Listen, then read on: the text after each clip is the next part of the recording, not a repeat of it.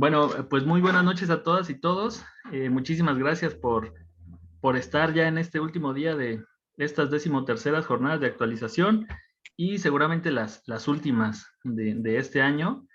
Y bueno, pues cerramos con broche de oro, me parece. A mí me da mucho gusto que hoy nos acompañe el psicólogo Sergio Ricardes Carrasco, que nos va a hablar sobre la intervención terapéutica en violencia de pareja. Entonces, le voy a platicar un poquito quién es él. Cursó la licenciatura en psicología en la Universidad Regional del Sureste. Cuenta con un diplomado en neuropsicología por la Universidad Autónoma de Nuevo León. Tiene también la especialidad en programación neurolingüística por el Centro Mexicano PNL de Guadalajara. Es maestro en desarrollo humano por la Universidad Iberoamericana. También cursó estudios de posgrado en terapia cognitiva en el Pasadena City College, en Pasadena, California. Y actualmente, gracias a una beca CONACYT, cursa el doctorado en biociencias que ofrece la Universidad Autónoma Benito Juárez de Oaxaca. Él es psicólogo adscrito a la Clínica de Psicoterapia Familiar de la Prodenao del Sistema DIF Oaxaca y ejerce la consulta privada desde 1994. Entonces, pues, es un gusto que estés aquí con nosotros. Y bueno, les sugiero que si tienen preguntas o comentarios, pueden irlos vaciando ahí en el chat. Y al final de la exposición abrimos un espacio para el intercambio. O si gustan plantear ustedes mismos su pregunta, pues también al final de la exposición podemos abrir los micrófonos, ¿no? Entonces, pues nada, bienvenido y bienvenidas todas y todos. Bueno, pues muchas gracias. Antes de nada, bueno, gracias a todos por su presencia. Gracias, Juan José, por la invitación. Voy a empezar a platicar un poco sobre este tema. Es un tema muy complejo. Para mí es un tema muy complejo porque su complejidad está desde la denominación, ¿no? Vamos a hablar sobre la terapia, perdón, la violencia, en la violencia de pareja, ¿no? Pero yo digo que es un tema complicado desde su denominación porque, por ejemplo, cuando hablamos de violencia de pareja, hay algunas voces que se levantan para decir, bueno, no es violencia de pareja, es violencia mayormente de uno contra otra, que apenas y puede manejarlo, ¿no? Muchas veces también se le ha denominado violencia intrafamiliar, y la violencia intrafamiliar también es un término que ha sido cuestionado porque dicen, no es una violencia de la familia, pues es normalmente una violencia de un hombre contra una mujer, ¿no? Cuando hablamos también de violencia, se le ha denominado violencia de género, y cuando hablamos de violencia de género también hay pues algunos cuestionamientos al respecto, porque en algunas ocasiones, por ejemplo, cuando nosotros pensamos, por ejemplo, si pensamos en raza, ¿no? Seguramente lo primero que nos viene a la cabeza es los negros, ¿no? Si pensamos en preferencias sexuales, lo primero que nos viene a la cabeza es homosexualidad. Y si hablamos de género, lo primero que nos viene a la cabeza son mujeres, ¿no? Entonces, esa es una de las críticas que se hace a esta denominación cuando se habla de violencia de género, porque entonces la violencia de género, bueno, pensamos en las mujeres, es un asunto de mujeres y los hombres poco tenemos que ver en este asunto y nos excluimos, ¿no? Para efectos de esta plática yo voy a seguir utilizando estas denominaciones de manera indistinta, llamaremos violencia de pareja, intrafamiliar o violencia de género, de manera indistinta, implicando siempre lo mismo, ¿sí? Entonces voy a compartir pantalla para que ustedes puedan ver la presentación.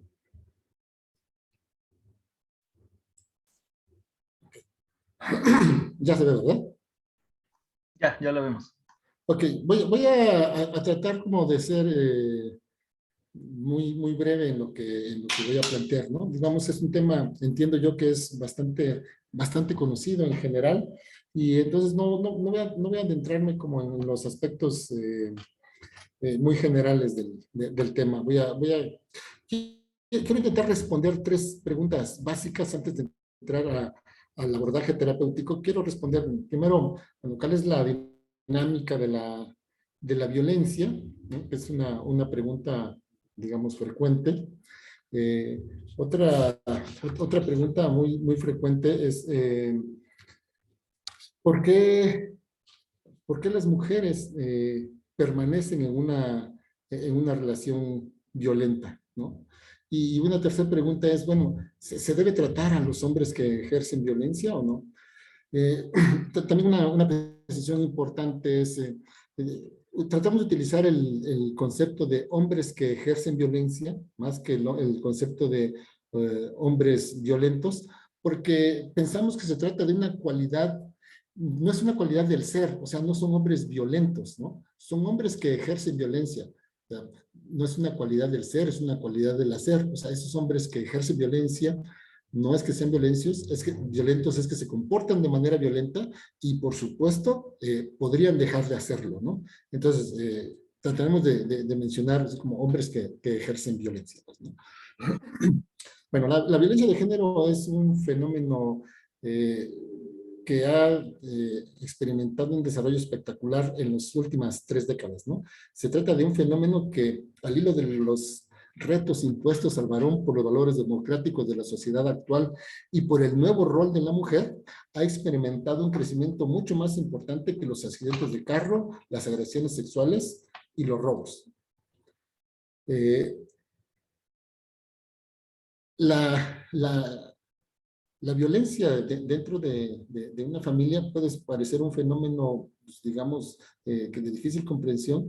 Sin embargo, nosotros debemos entender que la violencia intrafamiliar, es un fenómeno muy común, ¿no?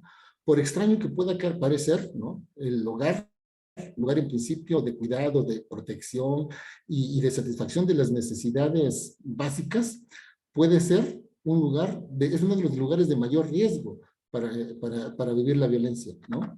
Las instituciones más o menos cerradas, como es el caso de la familia, constituyen un caldo de cultivo para las agresiones constantes y prolongadas, sobre todo cuando éstas quedan impunes, ¿no? Es muy importante señalar, ¿no? Que ¿cuál es la dinámica de la violencia? Bueno, la, la violencia, la conducta violenta de un hombre o la conducta violenta en una relación de pareja tiene una dinámica que es la que estoy presentando aquí en pantalla, ¿no? La violencia es producto de un estado emocional muy intenso, ¿no? La ira, que interactúa con algunas actitudes de hostilidad, ¿no? Y con algunos factores precipitantes, ¿no? Como factores de estrés, el abuso del alcohol o los celos patológicos, ¿no? Acompañado de un pobre repertorio de conductas, ¿no? Muchos de esos hombres que manifiestan conductas violentas tienen una serie de déficits en sus habilidades de solución de problemas o en sus habilidades de comunicación.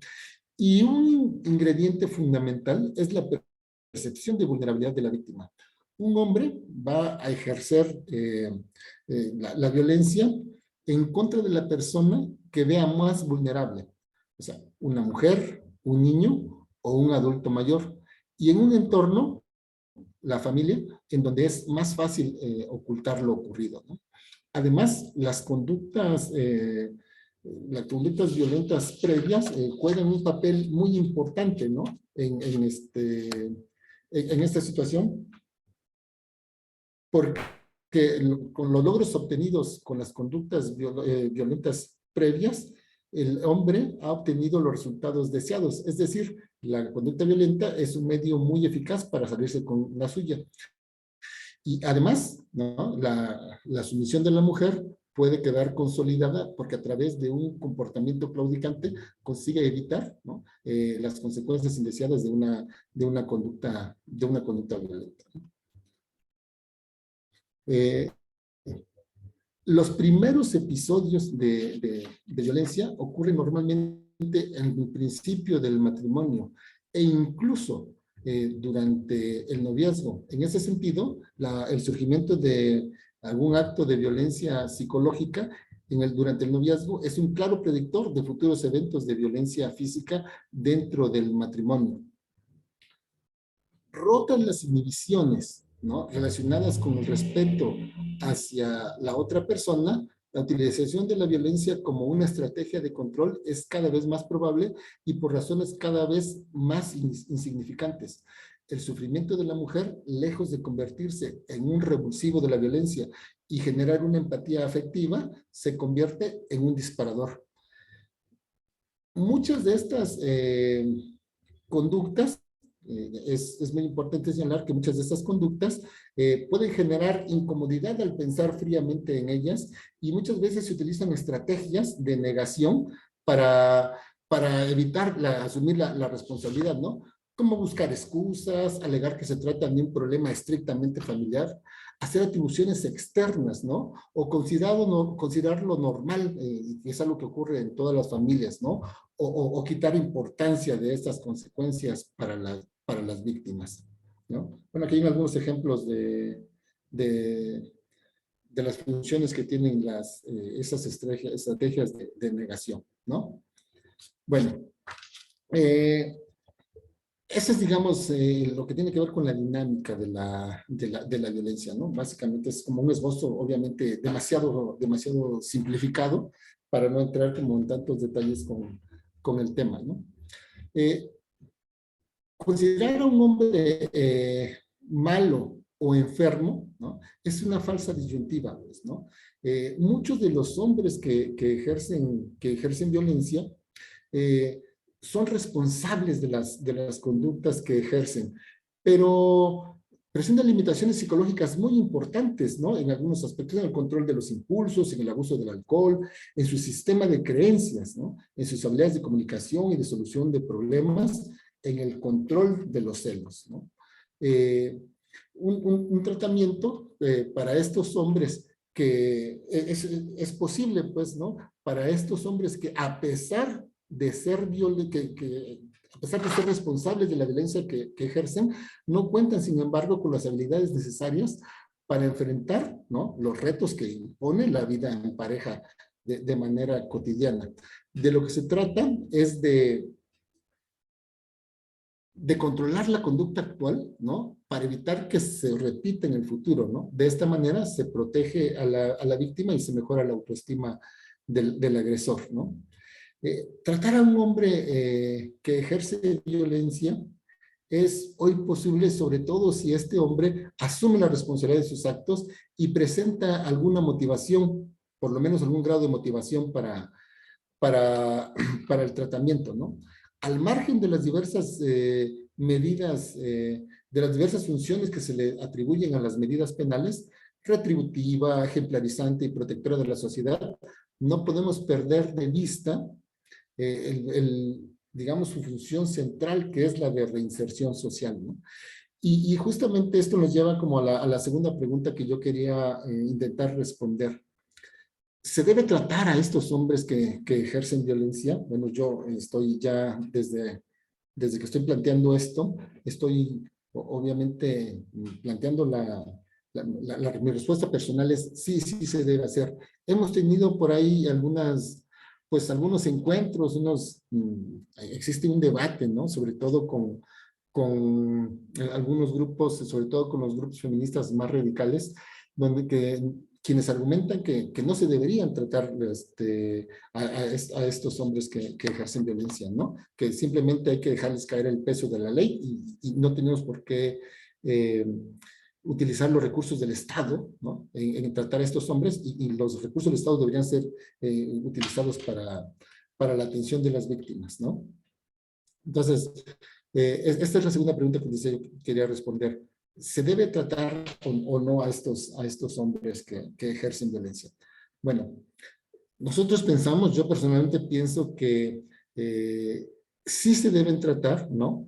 Y que el argumento de que el dinero, ¿no?, los recursos del Estado deberían utilizarse exclusivamente en las víctimas y no en los victimarios en este caso, es un argumento que no es muy válido. Nosotros tenemos que recordar, ¿no?, que al menos un tercio de las mujeres que solicitan apoyo asistencial o que interponen una denuncia, ¿no? Al menos un tercio de estas mujeres permanecen al lado de la pareja que les agrede, aún después de haber interpuesto esta denuncia, ¿no? Eh, Tratar a un hombre que ejerce violencia es una forma también de impedir que la violencia se generalice hacia otros miembros de la familia, ¿no? Los niños o los adultos mayores, lo cual ocurre en alrededor del 40% de las ocasiones. Pues. Si se opta por las medidas punitivas solamente, me parece que se comete otro error, ¿no? En muchos estados, el ejercicio de la violencia contra la pareja es un delito no grave, ¿no? En nuestro estado sí es un delito grave, es un delito que alcanza, no alcanza fianza, ¿no? Al ser delito no grave, al ser delito grave, perdón, en nuestro estado es delito grave. Y al ser delito grave, es un delito que no alcanza fianza, ¿no? Entonces, se supone que no hay forma de que un hombre que maltrata, que violenta a su pareja, cuando es denunciado, la libre. Eso no es del todo cierto, porque finalmente los abogados encuentran estrategias para librarse, ¿no? O para librar a sus clientes. Eh, Aunque en efecto es un delito que una vez que se denuncia, la víctima no se puede, digamos, no puede otorgar perdón, ¿no? Porque es un delito no grave, no alcanza perdón. Muchas veces lo que se hace es simplemente en una de las etapas procesales, que es cuando se tienen que aportar las pruebas, pues las víctimas ya no se presentan, no aportan pruebas, y si no hay pruebas, bueno, pues no hay un culpable, ¿no? Entonces, esto ocurre incluso en los lugares, en México son más de 20 estados los que ya consideran la violencia intrafamiliar como un delito grave, donde no se alcanza fianza. Pero incluso, como les digo, a pesar de que Oaxaca es uno de esos estados, las estrategias para librar, ¿no?, la cárcel siguen siendo pues una opción, y una opción que está al alcance de las manos de muchos de los hombres que han sido denunciados, ¿no? Y más en los estados en donde la violencia es un delito no grave, lo que ocurre es que o bien el agresor o no entra a la cárcel, o si lo hace por un periodo muy breve. En cualquier caso, lo que ocurre es que cuando sale mucho más enojado y aumenta el riesgo de violencia contra su pareja, ¿no? Además, bueno, suponemos, por ejemplo, ¿no? Que en el caso de que haya estado preso o que por alguna razón la relación termine, ¿no?, podemos predecir que este hombre va a encontrar una nueva pareja, pues, ¿no? Y que al margen, ¿no?, del enamoramiento transitorio, la aparición de conductas violentas en épocas ya posteriores de la relación se va a presentar, ¿no? Nosotros decimos, sabemos que el principal predictor de la conducta pasada del principal predictor de la conducta futura es la conducta pasada, pues, ¿no? Y lo que nosotros podemos esperar que un hombre que ha ejercido violencia de esta manera, con una pareja, yo les decía, más allá del enamoramiento transitorio, lo que puede esperarse es que ejerza violencia contra su nueva pareja, ¿no? En ese sentido, digamos, la previsión de aparición de nuevas víctimas hace aconsejable la terapia de pareja. Hay una razón más para apoyar que el tratamiento de los hombres que ejercen violencia. Los tratamientos de hombres que ejercen violencia han mostrado unos resultados aceptables, ¿no? Se ha logrado controlar en los episodios de violencia y se ha encontrado también de manera importante la reincidencia, pues. A pesar, ¿no? Digo, en este momento, con lo que más estamos batallando en este momento es con las importantes tasas de abandono de los procesos terapéuticos, ¿no? La mayoría de los procesos terapéuticos son abandonados entre la tercera y la cuarta sesión. Cuando un hombre logra pasar la tercera o cuarta sesión, es mucho más probable que permanezca en el proceso terapéutico. El problema actual es justamente eso, ¿no? Que tenemos muchas complicaciones para hacer que permanezcan en la terapia. Y una de las estrategias que estamos utilizando actualmente es buscar, ¿no?, digamos, implementar las estrategias que se están utilizando en el tratamiento, por ejemplo, de las adicciones para implementarnos en el tratamiento de estos hombres, ¿no? Y finalmente, también desde la perspectiva preventiva, ¿no? La disminución de los hombres que denuncian en este momento va a influir en el número de hombres que ejercen violencia en el futuro, ¿no? Se trata, en definitiva, de romper la cadena de transmisión intergeneracional y el aprendizaje observacional por parte de los hijos, ¿no? La tercera pregunta que yo quería responder eh, es una pregunta que la gente se hace muy frecuentemente. ¿Por qué las mujeres permanecen en una relación violenta? ¿Qué hace que las mujeres permanezcan en relaciones que tienen patrones de interacción pues, claramente insanos, ¿no? Eh,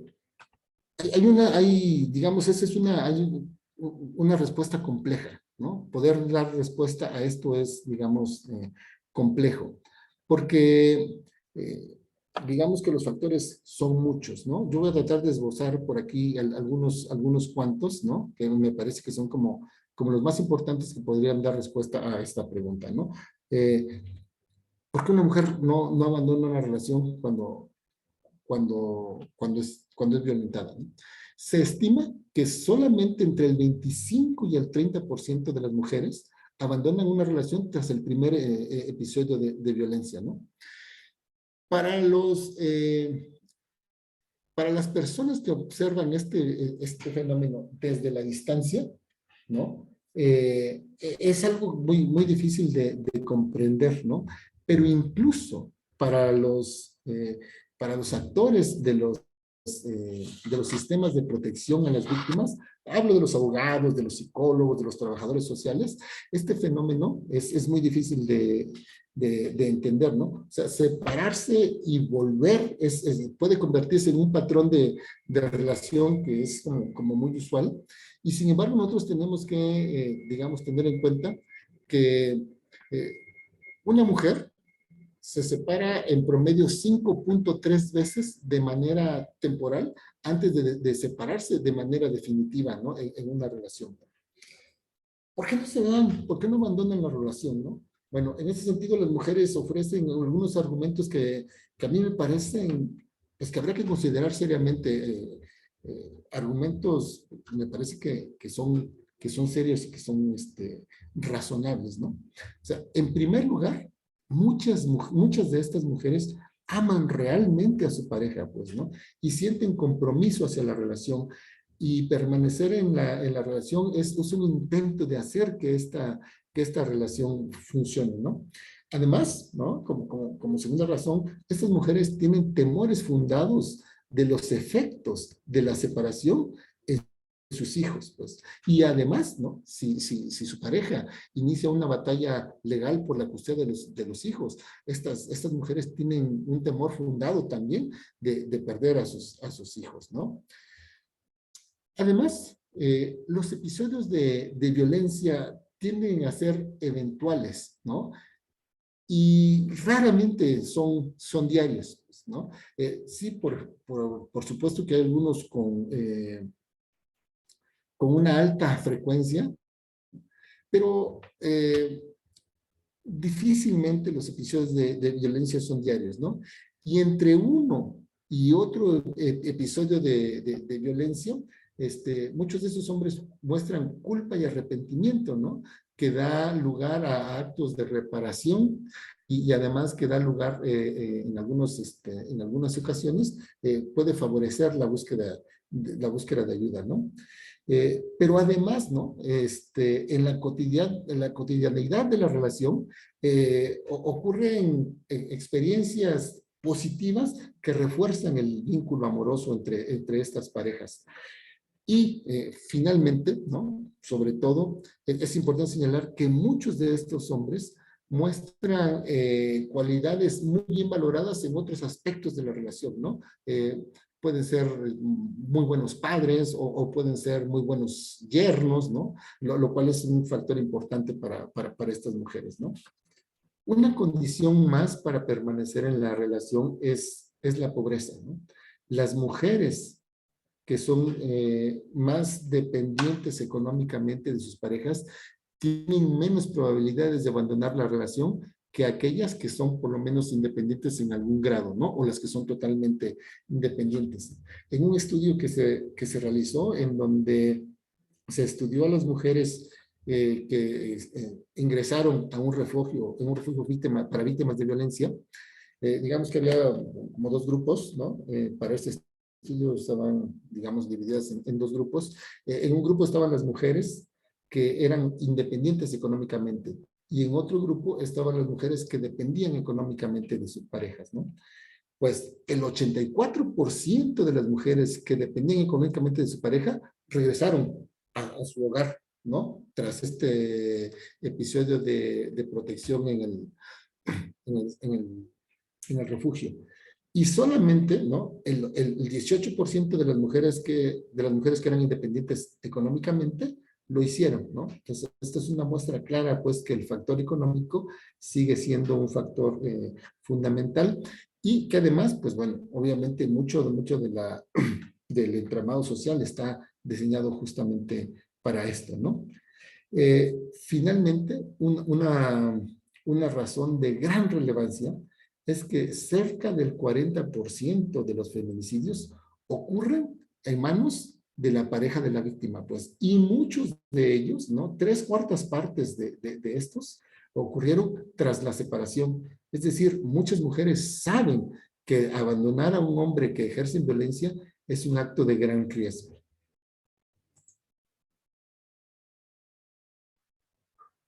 Ok. Bueno, voy a intentar esbozar dos modelos de intervención, ¿no? Digo, hay muchos modelos de intervención, yo no quería como detenerme demasiado, es más, ni siquiera que no es mi pretensión eh, entrar en detalle, ¿no? Solamente es una descripción somera de cómo se trabaja en terapia, ¿no?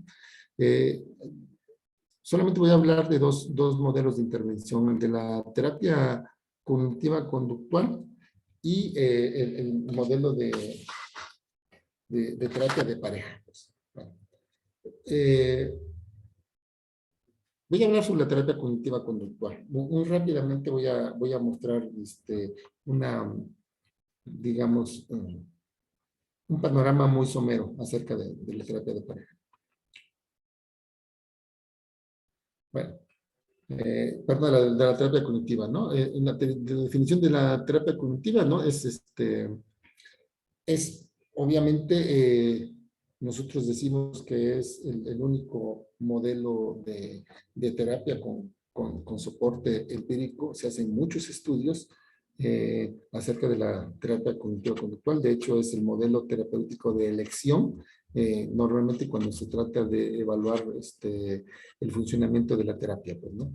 Eh, eh, Está basado en teorías de psicopatología, pero el soporte empírico que tiene, ¿no? Bueno, no sé si les queda claro, cuando hablamos de soporte empírico, estamos hablando de lo que nosotros conocemos como método científico. No sé, en la primera nos los enseñaron distinto, creo, ¿no?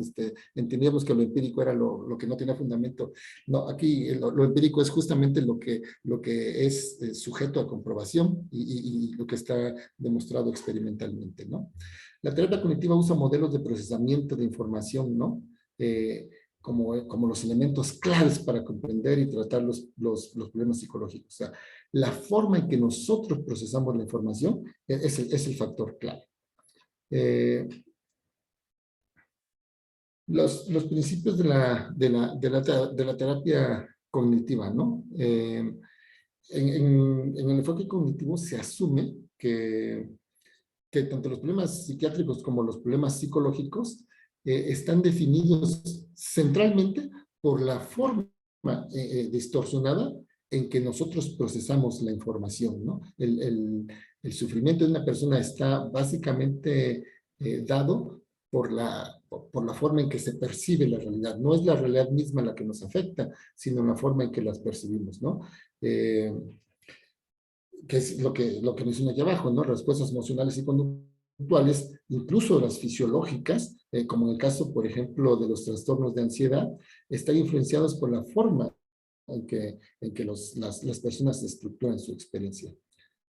Pues, la terapia cognitiva no se define exclusivamente por el uso de técnicas cognitivas, ¿no? Hay otros tipos de técnicas que se utilizan, ¿no? Por ejemplo, sí las intervenciones cognitivas, pero también las conductuales, las ambientales, las experienciales, las de realidad virtual o las biológicas, por ejemplo, ¿no? Digo, nada más como ejemplo, por ejemplo, cuando se trabaja con ansiedad, ¿no? Digamos, ¿cuál es un modelo de intervención biológico? ¿Cuál es una modalidad de intervención biológica? Digo, algo tan simple como, por ejemplo, tratar de evocar el estado de ánimo ansioso. Podría conseguirse con alguien, por ejemplo, darle a tomar 5 tazas de café bien cargado durante la consulta, ¿no? Su respuesta corporal va a ser una respuesta que está como es muy similar a la respuesta que se experimenta cuando se está viviendo perdón, angustia o con ansiedad, ¿no? Bueno, el modelo cognitivo básico es de la siguiente manera, ¿no? Hay una situación, una interpretación y una respuesta, ¿no? De lo que se habla aquí, a ver si... Ajá, déjeme ver. Okay. El modelo cognitivo básico es este, ¿no? Situación, interpretación, reacción. O sea, nosotros estamos experimentando una situación y respondemos de acuerdo a la forma en que interpretamos esa respuesta, ese estímulo, y respondemos de acuerdo a esto, ¿no? Esta interpretación es automática, no es una interpretación deliberada, pues, ¿no? Es lógica, digamos, más bien, digamos, aquí el asunto es que cuando nosotros hacemos una interpretación, quiero, es que la verdad es que no tengo un panorama como muy claro de la formación, no quería como meterme en este detalle, no sé si pues la formación de la gente que nos está haciendo el favor de escucharnos, pero bueno, con todo respeto voy a plantear un ejemplo muy, digamos, como muy básico, ¿no? Como partiendo de que no conocen mucho el modelo, pues. Digamos, lo que plantea el modelo cognitivo es nosotros no reaccionamos de acuerdo a la realidad, sino a la interpretación que hacemos de la realidad, ¿no? Entonces, en una situación clásica de un conflicto de pareja, por ejemplo, sería, bueno, yo estoy llamando a mi esposa y no responde el teléfono, ¿no? Digamos, la situación es esa. Llamo a mi esposa, ya van 2 veces que le llamo y no responde, ¿no? El que ella no responda a su teléfono genera que yo interprete esa situación, ¿no? Seguramente está con otro hombre o seguramente no le importa que yo le esté llamando, ha de estar con sus amigas y eso es más importante para ella, no le importa la familia, cosas como este, pues, ¿no? Y la reacción es una respuesta emocional, ¿no? En este caso sería, puede ser enojo o podrían ser celos. Ese es básicamente el modelo cognitivo básico, ¿no? Una situación, una interpretación y una reacción, ¿no? La reacción puede ser una emoción, un comportamiento o una respuesta fisiológica, ¿no? Un ejemplo clásico es, por ejemplo, llega a casa y la cena no está lista, ¿no? Eh, para poder entender esto, tenemos que hablar de un elemento que es central, ¿no? Eh, los, eh, los pensamientos automáticos. Aquí estoy buscando cómo definirlos aquí. Ok. No. Cuando nosotros hablamos de la terapia cognitiva, ¿no? El elemento central con el que se trabaja es con los pensamientos automáticos, ¿no? Hace rato que hablamos sobre si la interpretación es automática o es deliberada. Bueno, para nosotros, lo que nosotros pensamos es que la interpretación es automática, por lo menos en algún grado, por lo menos en un principio, y ya después puede ser deliberada. Ok. Los pensamientos automáticos son estas pequeñas experiencias que tenemos que hacen que interpretemos la realidad de una forma específica, ¿no? Voy a poner ejemplo, ¿no? En el ejemplo de que decíamos, ¿no? El señor llega a su casa y la cena no está lista, ¿no? En ese momento, cuando él ve, ¿qué hay de cenar? No, pues no hay nada de cenar. En ese momento, él le ocurre un pensamiento automático, ¿no? ¿Qué son los pensamientos automáticos? Bueno, son pequeños, los pensamientos son esos pensamientos que ocurren como un flash, o sea, no los percibimos generalmente porque son demasiado rápidos, ¿no? Para empezar, son espontáneos, o sea, nosotros no tenemos ningún control sobre lo que vamos a interpretar en las situaciones. Simplemente, imagínense la situación que ustedes quieran, pues, ¿no? Ustedes van pasando, un ejemplo clásico es, en consulta, por ejemplo, nosotros podemos decirle a una persona, ¿no? Después de escuchar el planteamiento, podemos decirle, bueno, te voy a ver 2 veces por semana. ¿Cómo se siente una persona a la que le decimos, te voy a ver 2 veces por semana? Bueno, pues va a depender totalmente del tipo de pensamiento automático que tenga, pues, ¿no? Y quiero describir el pensamiento automático. El pensamiento automático aparece espontáneamente. Yo le digo, te voy a ver 2 veces por semana, y él en automático piensa algo que no elige pensar. Simplemente es una respuesta automática, ¿no? Entonces, el pensamiento es espontáneo, pero es como un flash, ¿no? ¡Fum! Le pasa por la cabeza como un flash y ni siquiera se percibe, pues, ¿no?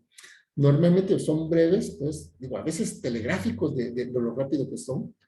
Muchas veces estos pensamientos se presentan en cadenas porque tienes un pensamiento y otro y otro y otro, ¿no? Y además, pues también pueden coexistir con otros pensamientos deliberados que tenemos. Después voy a tratar de explicarlo. Yo decía, en el ejemplo de una persona que le decimos, pues vamos a tener consulta y nos vamos a ver 2 veces por semana. ¿Cómo se va a sentir una persona? Bueno, depende, ¿no? Depende de qué sea lo que piense, ¿no? Si, por ejemplo, es una persona que está deprimida y yo le digo, te voy a ver 2 veces por semana, usualmente el pensamiento automático es, ¿tan mal estoy? ¿No? Entonces, si yo le digo, te voy a ver 2 veces por semana, dice, ¿tan mal estoy? Y eso le hace sentir pues, más triste, ¿no? Si es una persona ansiosa, las personas que tienen trastornos de ansiedad, les surge hablar con alguien, ¿no? Es muy importante para ellos como desahogarse. Si yo le digo a una persona que está ansiosa, te voy a ver 2 veces por semana, muy probablemente dice, me va a ayudar más rápido y se alegra, ¿no? Entonces, su pensamiento automático es, me va a ayudar más rápido y entonces su emoción es alegría, pues, ¿no? O esperanza, por lo menos, pues. Y, por ejemplo, nosotros que trabajamos con hombres que son canalizados por el entramado judicial, o sea, son obligados a ir a procesos de terapia, muchas veces pues, llegan a la fuerza porque un juez los obligó o porque su mujer les puso un ultimátum y dijeron, bueno, pues tengo que ir a terapia a la fuerza, ¿no? Entonces, en consulta les dicen, voy a verte 2 veces por semana y dice, ¡oh! Todavía venir 2 veces por semana, ¿no? Y se enoja, ¿no? Entonces, esta es como, digamos, una representación de cómo ocurren los pensamientos automáticos, de cómo ocurre esta interpretación. O sea, ¿De qué depende que una persona responde emocionalmente al mismo estímulo? Pues obviamente de la interpretación que haga del mismo estímulo. O sea, ¿por qué se puso contenta? ¿Porque yo le dije te voy a ver 2 veces por semana? No. O sea, se puso contenta por la interpretación que hizo de tener 2 veces por semana consulta, ¿no? O porque el otro se enojó, pues no porque yo le he dicho nos vemos 2 veces por semana. Vamos, en este ejemplo yo digo exactamente lo mismo, te voy a ver 2 veces por semana, y la respuesta emocional es distinta porque depende específicamente del tipo de interpretación, ¿no? De la forma en que se procesa esta información, ¿no? Eh, estos pensamientos automáticos están asociados con reacciones emocionales. Pueden ser proposiciones verbales, ¿no? Como lo que decía yo ahorita, tan mal estoy, ¿no? O pueden ser imágenes, ¿no? Yo recuerdo a una señora con quien trabajaba. Ella trabajaba en una universidad, era secretaria de una universidad, y ella provenía de una comunidad, digamos, pues, relativamente cercana de aquí de Oaxaca, digamos, que era de Ocotlán, ¿no? Este, y esa señora, un día estábamos en consulta, el motivo de consulta era otro, y ella decía, un día me contó que tenía un vestido nuevo y que iba a ir a una fiesta, ¿no? Allá a Ocotlán, y estaba como muy contenta con su vestido nuevo, pues, ¿no? Bien. Después, la próxima semana, cuando la vi, le preguntó cómo le fue, ¿no? ¿Cómo le fue? Estaba muy emocionada con su vestimenta. Me decía, no pude ponérmelo, pues.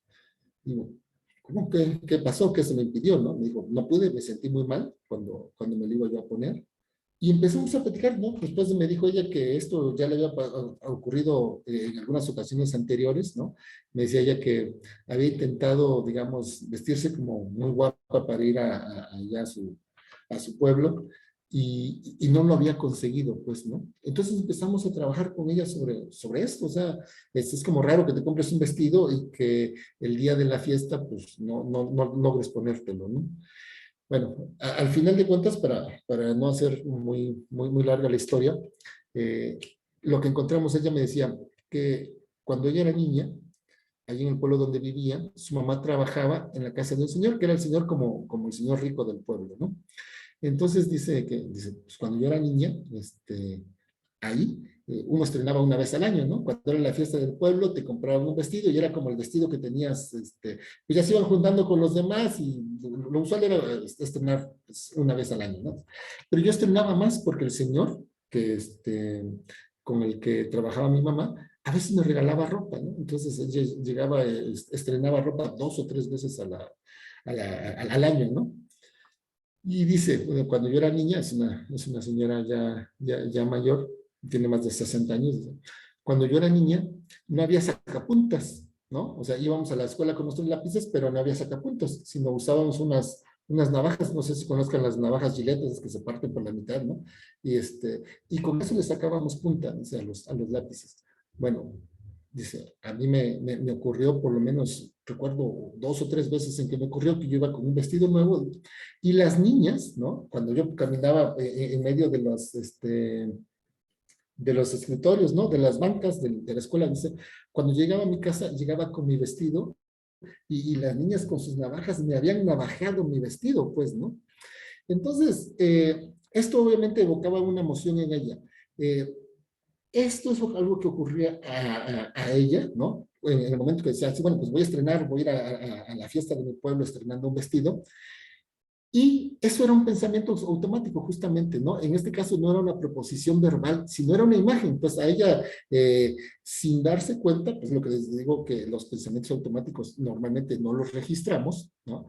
Entonces, sin darse cuenta, al ver su vestido nuevo, de repente le aparecía la imagen de su vestido ahí todo navajeado, pues, y esto obviamente generaba una emoción que ella no lograba manejar, y simplemente pues ya no se ponía sus vestidos para ir a la fiesta, ¿no? Entonces, estos pensamientos pueden ser simplemente imágenes, o sí pueden ser proposiciones verbales, ¿no?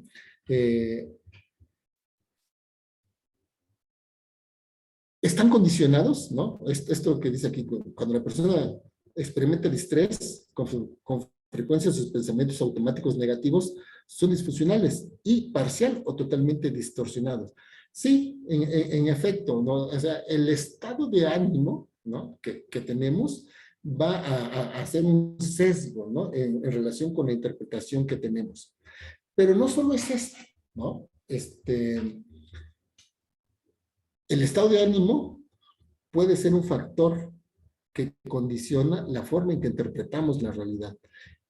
Pero yo hace rato mencionaba, ¿no? Que una de las, digamos, de los ingredientes para el ejercicio de la violencia es el sistema de creencias. Bueno, todos tenemos un sistema de creencias, todos tenemos introyectada una forma en que creemos que el mundo funciona o que debería de funcionar, ¿no? Una forma en que las personas funcionan o en que deberían de funcionar, ¿no? Entonces, esas respuestas que nosotros tenemos van a influir de una manera fundamental para la interpretación que vamos a hacer de las cosas, ¿no? Si yo soy un hombre que en mi sistema de creencias tiene grabado que pues las mujeres están para servirnos, pues obviamente cuando yo llego de trabajar y no hay comida, pues lo primero que pienso es que pues la otra persona no está cumpliendo con sus responsabilidades. ¿Y cómo va a ser esto si yo vengo de trabajar, ¿no? Entonces, el sistema de creencias ahí condiciona una interpretación de la situación de manera muy negativa. Todo lo contrario, ¿no? Si yo tengo si mi sistema de creencias, pues lo que yo considero es que nosotros tenemos las mismas responsabilidades en el hogar, tanto mi esposa como yo, pues en el momento en que llego y no hay comida, bueno, no lo tomo como una afrenta personal, pues, ¿no? A lo mejor puedo decir, sí, pues qué flojera ponerme a cocinar ahorita, pues, ¿no? O a ver cómo lo resolvemos, pero no estoy responsabilizando a la otra persona, ¿no? Este es un ingrediente muy, muy importante, ¿no? En relación con la interpretación que hacemos de las situaciones, ¿no? Si nosotros somos conscientes de nuestro sistema de creencias, nosotros vamos a poder tener como muchas más probabilidades, ¿no? De acertar en la interpretación que hacemos. Bueno, cuando tratamos de identificar pues, los pensamientos automáticos negativos. Esto es el centro de la terapia cognitiva, justamente, ¿no? La persona puede aprender a identificar y modificar su actividad cognitiva espontánea, ¿no? O sea, los pensamientos automáticos negativos. Básicamente lo que hacemos en la terapia cognitiva, cuando trabajamos con hombres que ejercen violencia, es ayudarlos a descubrir este sistema de creencias y ayudarlos también a modificarlos, pues, ¿no? Cuando están funcionando de manera inadecuada. Lo que hacemos, bueno, es que obviamente es, como yo les decía, un planteamiento muy, muy, muy escueto. Hay una serie de factores que intervienen en la forma en que interpretamos la experiencia, ¿no? Por ejemplo, las distorsiones cognitivas juegan un papel muy, muy importante. Pues. Hay una serie de distorsiones cognitivas que normalmente son como frecuentes en las personas. O sea, para algunos hay un tipo de distorsiones que usan comúnmente y hay otros que utilizan otro tipo de distorsiones, digo, obviamente sin darse cuenta, utilizan otro tipo de distorsiones cognitivas para interpretar la realidad, ¿no? No sé, hay muchas distorsiones cognitivas. Les podría mencionar una o dos para no extendernos demasiado, ¿no? Por ejemplo, el razonamiento emocional, pues, ¿no? ¿Te diste cuenta que le caí mal a tu amigo? No, le caí mal. ¿Y cómo lo sabes? Pues, ¿no? O sea, pues es que uno se da cuenta, pues, ¿no? O sea, uno se da cuenta con el corazón, pues, de que le cayó mal a la otra persona. Eso es un razonamiento emocional, pues, ¿no? Algo que tendría que ser cognitivo, pues, surge de algo emocional, pues, ¿no? Entonces, digo, hay muchas, la generalización, por ejemplo, es una distorsión cognitiva. Muchas personas pues tienden a generalizar, ¿no? En demasía. Obviamente la generalización nos ayuda para ahorrar procesamiento de información, ¿no? Pero no siempre es, digamos, como lo más adecuado, ¿no? No siempre que generalizamos, pues le atinamos, y cuando generalizamos de más, pues obviamente las cosas se complican, pues, o el catastrofismo, pues, ¿no? O sea, hay personas que ven el catastrofismo es una distorsión cognitiva. Hay muchas personas que en cada cosa ven un potencial de daño muy importante, ¿no? Entonces, vamos, estas distorsiones cognitivas, este sistema de creencias, son dos elementos fundamentales que van a, a, a influir en la forma en que interpretamos la experiencia. Bueno, ya para terminar rapidísimamente con esto, ¿cómo es entonces la terapia? Pues básicamente lo que hacemos como primer paso, obviamente, es explicarle a las personas, ¿no? Esto que estamos hablando ahora, ¿no? Mucho de lo que te enoja tiene que ver con una interpretación que tú haces, ¿no?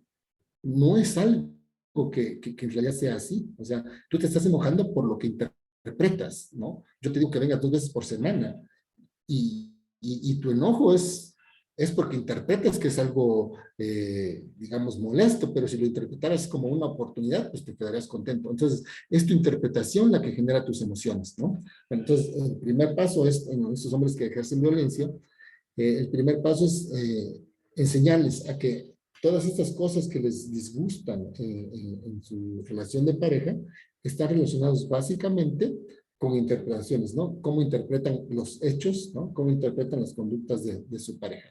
Y en segundo lugar, ¿no? Ya que se vuelven, digamos, porque obviamente hay ejercicios para hacer esto, para adquirir habilidad para la interpretación, para descubrir los pensamientos automáticos.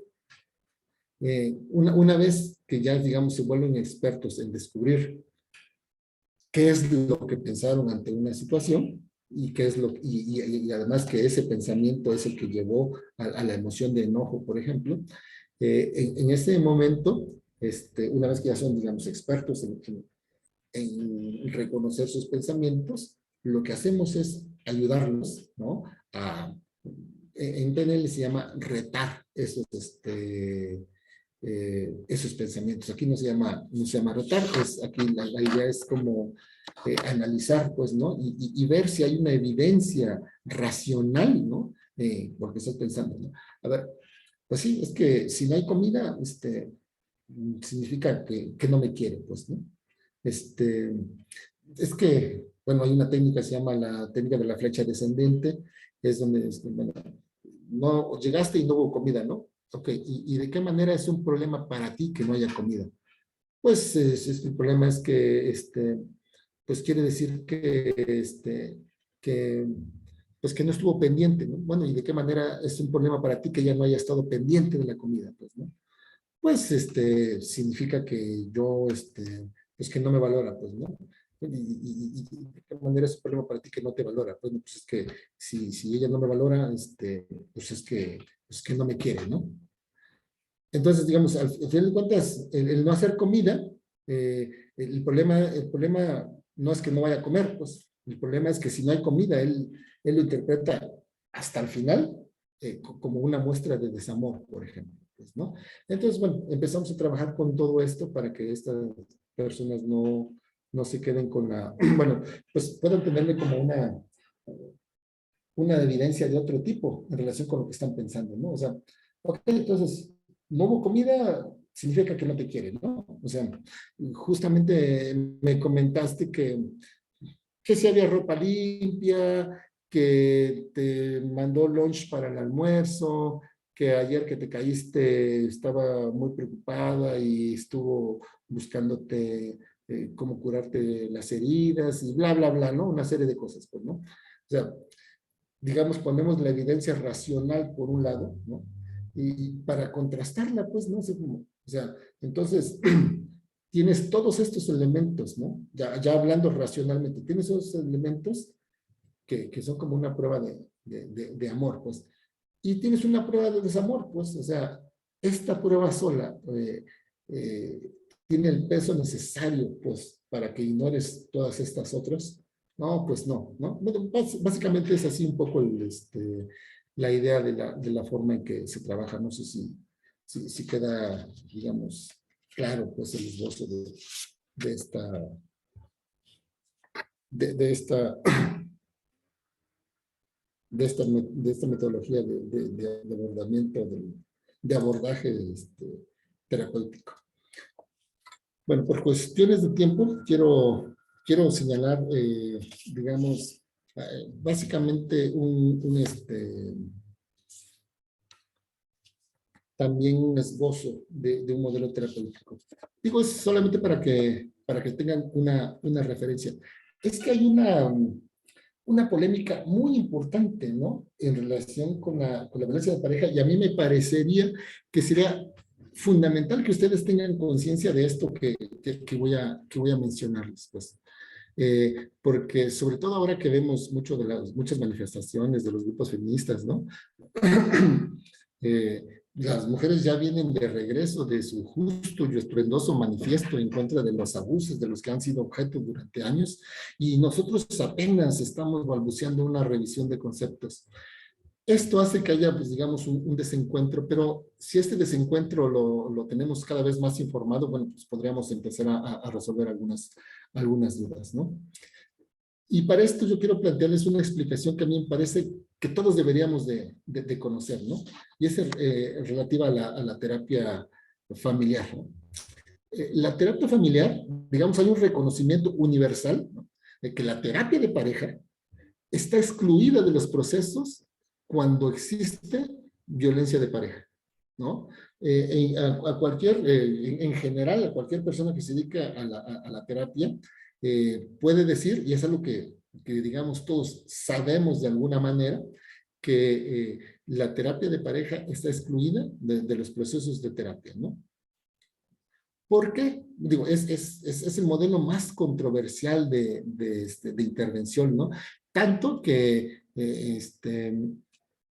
en el año 2000, todavía en Estados Unidos había 20 estados, ¿no? De los 50 había 20 estados de los que habían adoptado prácticas, estándares de intervención en situaciones de violencia, que tenían prohibida la terapia de pareja en situaciones de violencia, ¿no? Digamos, hay un consenso generalizado de que la terapia familiar no se debe utilizar en situaciones de violencia intrafamiliar, pues, ¿no? ¿Cuáles son los argumentos en contra de la terapia de pareja? Bueno, hay dos tipos de argumentos, básicamente, ¿no? Los ideológicos, ¿no? Los ideológicos que tienen que ver con los que dicen, bueno, es que desde que tú aceptas, ¿no? Que una mujer vaya a terapia con el hombre que la está violentando, ¿no? Estás aceptando implícitamente que ella es responsable de la violencia, ¿no? Que está viviendo, cuando nosotros sabemos que no hay ninguna razón que justifique la violencia, ¿no? Contra la pareja, pues, ¿no? Entonces, el hecho de que tú en tu consultorio aceptes, ¿no? Muchas veces muchos hombres dicen, no, sí voy a terapia, pero yo quiero que ella esté aquí porque pues también ella es responsable, ¿no? De las golpizas. Bueno, entonces, si tú como terapeuta accedes a eso, de alguna manera estás avalando pues lo que él dice, y entonces pues obviamente esto resulta que ser como muy claramente inadecuado, ¿no? Bueno, eso es lo que dicen los que están en contra esos son los argumentos ideológicos en contra de la terapia familiar, ¿no? Los terapeutas familiares dicen que esta es digamos, una mala percepción, ¿no? Que está basada en modelos antiguos y además en desuso y reduccionistas, ¿no? Modelos de circularidad causal, ¿no? Que no tienen en cuenta los nuevos modelos, ¿no? Los nuevos modelos ya incluyen, digamos, el contexto social y el contexto personal en relación con el contexto de pareja, ¿no? Entonces dicen, bueno, estas críticas ideológicas no tienen sentido, pues. Pero en relación con las críticas del índole pragmático, ¿no? ¿Cuáles son las críticas de índole pragmático? Bueno, dicen, y en efecto ha habido evidencia de que en ocasiones cuando cuando se asiste a terapia de pareja en situaciones de violencia de pareja, eh, lo que han encontrado que en algunas ocasiones la violencia, lejos de disminuir, incrementa, ¿no? Entonces, tras 2 o 3 episodios de terapia, 2 sesiones o 3 de terapia, los episodios de violencia se recrudecen, incluso se multiplican y se vuelven incluso más graves, ¿no? Lo que ocurre es que pues muchas veces en un set terapéutico la mujer siente confianza de expresar pues sus quejas y entonces pues el otro se las guarda y pasadas 2 o 3 semanas pues empieza a desquitar y ejerce violencia mucho más grave. Eso en realidad sí ocurre, pues, ¿no? O sea, sí es cierto que llega a ocurrir, pues. Pero, y esta es la parte que a mí me parece central y yo de toda la plática que hemos tenido, a mí me gustaría mucho que ustedes pudieran tener presente esto que voy a mencionar ahora, ¿no? Los terapeutas sistémicos, los terapeutas de pareja, eh, dicen, ¿no? Responden a esto con estos argumentos que me gustaría presentarles y que ustedes podrán juzgar, ¿no? Ellos dicen que tal como lo demuestran las diversas tipologías de agresores, no hay una violencia que sea igual a otra, ¿no? Sí saben que hay varias tipologías de los agresores, ¿no? Y como se caracterizan los agresores y se hacen como bueno, hay varias que son importantes, pero los terapeutas sistémicos, los terapeutas de pareja, los terapeutas familiares, dicen, bueno, tal como lo muestran las tipologías de agresores, no hay dos tipos o sea, no todas las violencias son iguales. Entonces, recetar el mismo tipo de terapia para, para distintos tipos de agresiones, pues es algo que no tiene sentido, ¿no? Entonces, estas son digamos, los cuestionamientos de índole pragmático, pues. Y entonces, ellos hacen una diferenciación que es muy importante, ¿no? Ellos hablan de 2 tipos de violencia, ¿no? Una a la que le llaman terrorismo patriarcal y otra a la que le llama violencia situacional, ¿no? Ellos reconocen, ¿no? Bueno, el terrorismo patriarcal es un tipo de violencia estructural, es un tipo de violencia sistemática, ¿no? En donde un hombre utiliza la violencia como medio de control de su pareja, ¿no? Sistemáticamente, pues, y utiliza la violencia porque la estrategia es infundir miedo para obtener el control de la pareja, ¿no? Entonces, eso es una violencia estructural, eso no depende de lo que la mujer haga, tiene que ver exclusivamente, pues ahora sí que con el sistema de creencias de este hombre, ¿no? Entonces, ellos dicen que en las situaciones de violencia estructural, en lo que ellos llaman terrorismo patriarcal, pues evidentemente no tiene sentido hacer terapia de pareja, porque podría ocurrir esto, ¿no? Sin embargo, en situaciones de violencia, en las situaciones en que la violencia es situacional, sí procede la terapia de pareja, ¿no? La violencia situacional es básicamente un tipo de violencia que ocurre, ¿no? Cuando hay patrones relacionales distorsionados, pues, ¿no? Y esta violencia tiene varias características que son importantes de reconocer. Es un tipo de violencia que es muy frecuente, ¿no?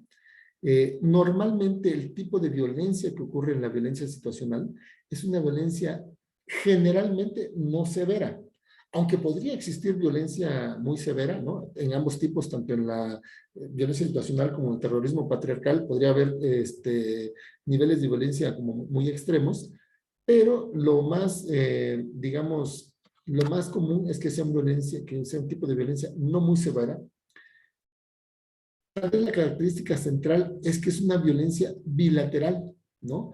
En donde tanto el hombre como la mujer ejercen violencia, ¿no? Incluso violencia física, pues, ¿no? Pero es una violencia que generalmente no tiende a escalar demasiado, pues, ¿no? Y no es una violencia continua. O sea, normalmente no es una violencia continua, ¿no? Incluso, pues, en este tipo de violencia existen lo que ellos denominan pausas complementarias, ¿no? Que son espacios en la relación en donde generalmente, bueno, es como una pausa en la violencia, en donde se hacen, se, se muestran arrepentimiento y además es como las etapas del proceso de la relación en donde se puede buscar ayuda, pues, ¿no? Entonces, es muy importante reconocer, o sea, hay una violencia que es el terrorismo patriarcal. Nadie alega, vamos, ahí es una cuestión de trabajar directamente con los hombres que ejercen violencia, pero en los casos de violencia situacional sí aplica la violencia de pareja, sobre todo por tres cosas fundamentales, ¿no? En primer lugar, ellos dicen que es importante reconocer el papel que juega la violencia la agresión de la mujer en la situación de pareja, pues, porque es sabido, pues, que el cese de la violencia por parte de uno de los miembros de la pareja generalmente lleva al cese de la violencia por parte del otro miembro de la pareja, ¿no? Entonces, cuando yo les digo que es muy importante reconocer el papel de la agresión de la mujer, porque si la mujer repliega su agresión, lo más seguro es que genera que el hombre también deje de sus agresiones, ¿no? Pero además, ¿no? Cuando una mujer deja de mostrarse agresiva en una relación, violenta en una relación, disminuye exponencialmente el riesgo de sufrir un ataque severo, pues, ¿no? La segunda razón es atender los efectos nocivos de la discordia que existe entre las parejas, ¿no? O sea, si se atienden los efectos nocivos de la discordia, o sea, en general en las relaciones de parejas, pues existe discordia. Si se atienden estos efectos de la discordia, pues disminuye de manera importante el riesgo de violencia. Y finalmente, ¿no? Como el tercer factor que menciona es que, como ya, como ya mencionaba hace un momento, disolver una relación de pareja es muy difícil, pues, ¿no? O sea, aunque haya violencia, ¿no? Entonces ellos argumentan, bueno, si es tan difícil disolver una relación, es importante como influir en los patrones relacionales, sanear estos patrones relacionales y poder generar que la violencia deje de ser un factor de estrés en una pareja que de por sí ya está luchando con otros problemas, como mantener un trabajo, la educación de los hijos, ¿no? O la situación económica en general, u otros factores como ambientales, como el caso de lo que estamos viviendo ahora, ¿no? Una pandemia o una situación en la que, digamos, ahora estamos todos encerrados, pues ustedes saben que las estadísticas mencionan pues un incremento en los niveles de violencia que existen, pues, ¿no? Entonces, bueno, no sé, esto es básicamente lo que yo quería presentarles a ustedes. Yo no sé si tienen alguna pregunta, ¿no? Estoy viendo en el chat, dice, ¿nos podría dar un ejemplo para quitar esas conductas? A ver, ¿a qué te refieres? Perdón. Ese comentario apareció cuando hablabas de los PANS, de los pensamientos automáticos negativos. Y comentabas que en la terapia lo que se trabaja es para modificar esos pensamientos. La parte de la interpretación, digamos. Ok. Bueno, pues, eso es lo que mencionaba, digamos, al final, ¿no? Lo primero que hacemos es ayudar, ¿no? A que las personas se vuelvan expertas, ¿no? En reconocer sus pensamientos automáticos negativos. O sea, de lo que se trata en realidad es que nosotros podamos reconocer que nuestros enojos con nuestra pareja están muy ligados a las interpretaciones que nosotros hacemos, ¿no? digamos, yo llego a la casa y no hay toallas limpias, ¿no? Este, o llego a la casa y no están mis chanclas porque mi esposa carga mis chanclas y anda caminando con mis chanclas, pues, ¿no? Y yo me enojo porque yo interpreto esto como una desconsideración de su parte, ¿no? O sea, no le importo yo, si sabe que todos los días llego y utilizo mis chanclas, entonces no le importa, de todos modos ella por no andar buscando las suyas, agarró las mías que estaban como más al paso, ¿no? Entonces eso me genera enojo, pues. Realmente, con lo que nosotros trabajamos es en que, eh, bueno, les voy a poner como un ejemplo concreto, ¿no? Y trabajaba con una señora, por ejemplo, que un día estaba llorando de coraje en consulta, ¿no? Y de repente dice, bueno, ¿por qué está tan afectada, ¿no? Me enseñó un mensaje, un WhatsApp que le habían enviado el papá de sus hijos, estaban separados, ¿no? Entonces, le estoy pidiendo que me mande dinero para la consulta del niño, ¿no?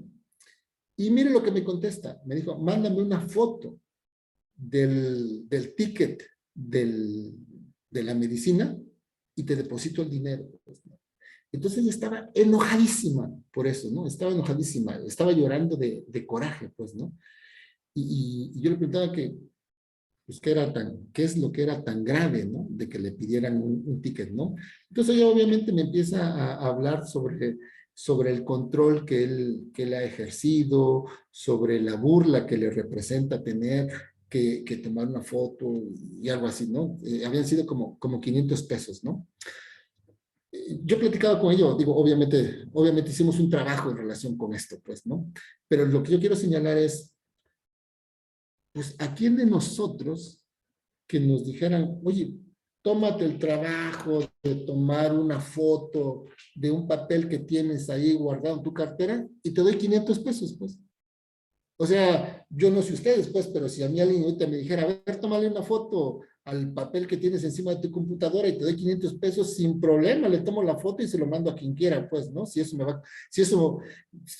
por 30 segundos de trabajo me va a redituar 500 pesos, yo sí lo hago, no sé ustedes, pues. Esa es la parte importante. O sea, en realidad el problema no es tomar una foto, pues. Eso, por 500 pesos no es un problema. El problema viene dado por toda la interpretación que hay, ¿no? Atrás de esto. Esa es la parte central. O sea, nosotros enseñamos a las personas a reconocer que sus emociones están dadas por la interpretación que hacen de los hechos, pues, y que muchas de las veces esas interpretaciones son negativas, ¿no? Entonces, con lo que trabajamos es, a ver, aprende a reconocer qué es lo que pensaste, ¿no? ¿Qué es lo que pensaste? Ah, pues lo que yo pensé es que se está burlando de mí. Ah, bueno, y ya, bueno, pensamos a trabajar, bueno, les digo que este trabajo es como mucho más complicado que esto, ¿no? Pero bueno, al final de cuentas, buscando evidencias racionales y todo esto, nosotros encontramos que, digo, después de un rato de terapia, eh, lo que sabíamos es que ella había sido una persona, por lo menos catalogada por su esposo o su ex esposo, como una persona que mentía mucho y que además era muy mala para la administración de los recursos económicos en el matrimonio, ¿no? Por lo menos es lo que alegaba él, pues, ¿no? Entonces, al final de cuentas, parecía que ni siquiera era en realidad una burla, ¿no? En realidad sí era un acto de desconfianza, pues, ¿no? Y bueno, ¿por qué te ofende tanto la desconfianza, no? Si tenemos evidencia racional, ¿no? Que ella misma decía, pues, de que en realidad tenía muy malas habilidades para el manejo de los recursos económicos durante la relación de pareja, pues, ¿no? Entonces, bueno, no sé si eso responde, pues, ¿no? La pregunta. Manejamos básicamente la habilidad de las personas de identificar sus pensamientos, los pensamientos que generan esas emociones, y después, digamos, analizar qué tan real es lo que está pensando, porque nosotros hacemos algo como muy, muy común. A nuestros pensamientos automáticos negativos casi no los cuestionamos. O sea, si yo pienso, se está burlando de mí, normalmente, si ese es mi pensamiento automático, ni siquiera lo cuestiono, pues, ¿no? Eso es algo que pasa de manera muy importante. Lo que yo pienso, mis pensamientos automáticos, no son cuestionables. Simplemente los asumo así, por default, asumo que son ciertos, pues. Y lo cierto es que la mayoría de las veces, o una gran cantidad de ocasiones, lo que estamos pensando ni siquiera es cierto, pues, ¿no? Ay, tonto que olvidé esto, pues, ¿no? Entonces ya pensé que soy un tonto y yo puedo tener evidencias pues, de que tonto no soy, pues, ¿no? Entonces, ay, qué tonto soy, olvidé traer los papeles para la beca, pues, ¿no? Oye, pues digo, si tienes la evidencia de que te ganaste una beca en un concurso, pero solo porque olvidaste un papel te asumes como tonto y eso ni siquiera lo cuestionas, pues, ¿no? Entonces, esas son cosas como importantes, pues. Muchas gracias. Si alguien gusta participar con su micrófono, ya están activados para que lo abran, ¿eh? Bueno, primero te quiero agradecer muchísimo porque siempre es bien valioso escuchar a alguien que conoce su modelo, porque eso nos ayuda mucho como a, eh, por lo menos a empezar a cuestionar nuestros prejuicios y encontrar muchísimas coincidencias también en la manera de entender, ¿no? Entonces, una duda que tengo con esto, que me parece bien importante, esto de la atención a la parte de la interpretación, que a los conductistas radicales no les gusta, ¿no? Yo tenía una duda sobre los pensamientos automáticos del terapeuta o de la terapeuta, con este ejemplo, por ejemplo, del ticket. Este, pues evidentemente también Sí, estamos atravesados por historias, por teorías, por experiencias, y, y hay que, o sea, ¿cómo se le hace en el enfoque cognitivo para tener un poquito al margen eso, o en todo caso ponerlo al servicio? Pienso si alguien, sus historias y sus construcciones hacen coincidir con esta idea de, mira cómo se burla de mí, y uno dice, ah, sí, vamos a empezar a trabajar para que pongas límites y la gente ya no se burle de ti. este, Está participando como lo personal y por esto, o sea, escuchar o trabajar con pensamientos automáticos requiere como mucha apertura, pues, ¿no? Mucha disposición a cuestionar los pensamientos automáticos del otro y los propios también, incluso en el trabajo profesional. ¿Tú, hay alguna recomendación o en la formación hay alguna como estrategia para el propio terapeuta? tú estás hablando básicamente de contratransferencia, entiendo, ¿no?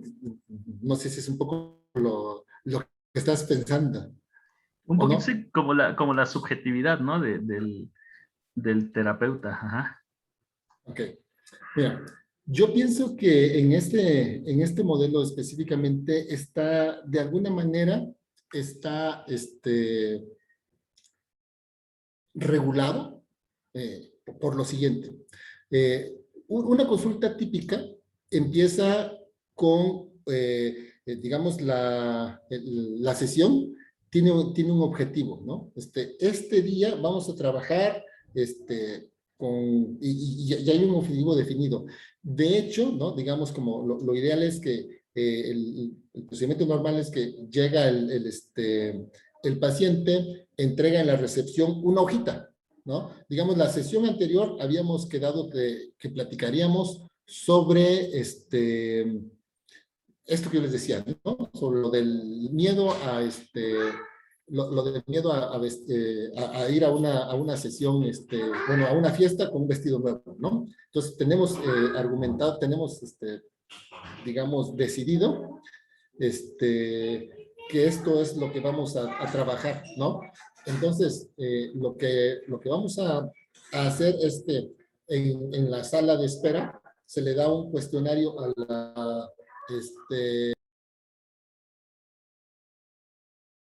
este, se le da un cuestionario a la persona y eh, se le dice, bueno, ¿cómo vienes hoy? ¿No?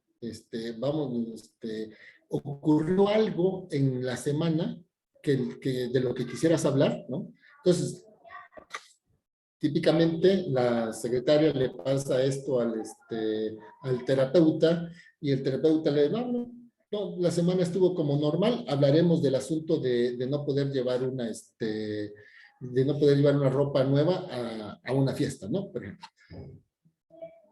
O dice, no, sí, se murió mi perro y yo realmente de lo que quiero hablar es de que se murió mi perro, ¿no? Entonces cambiamos todo el objetivo de la terapia, dependiendo de lo que plantee, obviamente, ¿no? Bueno, si en principio dices, bueno, podemos platicar de tu perro media hora y media hora sobre lo del vestido, no, yo quiero hablar toda la hora de mi perro, bueno, hablemos toda la hora de tu perro, ¿no? O sea, definimos un objetivo inicialmente, ¿no? Ese objetivo nos hace, digamos, ser como la guía sobre la que vamos a trabajar, ¿no? Tal vez para ser más específico podría ponerte un ejemplo. Si alguien llega conmigo y me dice, bueno, ¿qué es lo que quieres trabajar en conducta? Bueno, lo que yo quiero trabajar en consulta es que soy muy inseguro, ¿no? Bueno, yo no trabajo con la inseguridad de una persona. O sea, yo no trabajo, bueno, vamos a trabajar para que seas más seguro. Yo trabajo con conductas específicas. Pues, a ver, ¿a qué te refieres con ser inseguro? Bueno, no sé, no me atrevo a sacar a una chica a bailar en una fiesta, cuando tengo que exponer en mi salón de clases, tartamudeo demasiado, o sea, lo dividimos como en conductas como muy específicas, pues, ¿no? Entonces, si llega y me dice, si mi objetivo es ayudarlo a que él pueda presentar una exposición de equipo, sin sentirse demasiado nervioso. Entonces, si llega alguien y dice, no, pues es que pensé que se estaban burlando de mí. Como mi objetivo es ayudarlo, pues, a sentirse, digamos, firme en una exposición de esta naturaleza, lo que vamos a hablar es sus pensamientos automáticos específicamente en relación con su experiencia de haber expuesto un tema, ¿no? O sea, entonces, digamos, desde mi perspectiva, quedan fuera mis propias interpretaciones, porque tenemos un objetivo, pues, que es el que ya está trazado. Es que se burlaron de mí. Yo no me conecto, con, ay, pobrecito, qué mal, que se haya sentido mal en la exposición, pues, ¿no? O sea, pues mi objetivo es analizar, a ver, ¿qué evidencias racionales tienes de que se estaban, de que te estaban tirando a loco? No, pues, unos estaban jugando ajedrez. Bueno, sí, digo, eso sí parece ser como una evidencia racional de que en efecto no te estaban haciendo caso, pues, ¿no? Tú dando un tema y ellos jugando ajedrez dentro de la clase. Ok, bueno, estos dos estaban jugando ajedrez. ¿Y qué estaban haciendo los otros 25? Pues, no, pues, por ahí unos sí me hacían caso, otros no me hacían caso, güey. Ok, entonces,